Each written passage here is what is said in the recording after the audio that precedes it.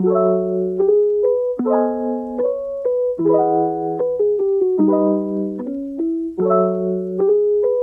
my name is Shireen. I have just finished my 200 hours teaching course at Vinyasa Yogashala, and I had a wonderful experience. I think that the teaching is very good. Every teacher brought something different, and I feel like I've gotten a really wide knowledge of yoga, not just in the kind of active aspect, but also in philosophy, anatomy, and every other aspect we learned about.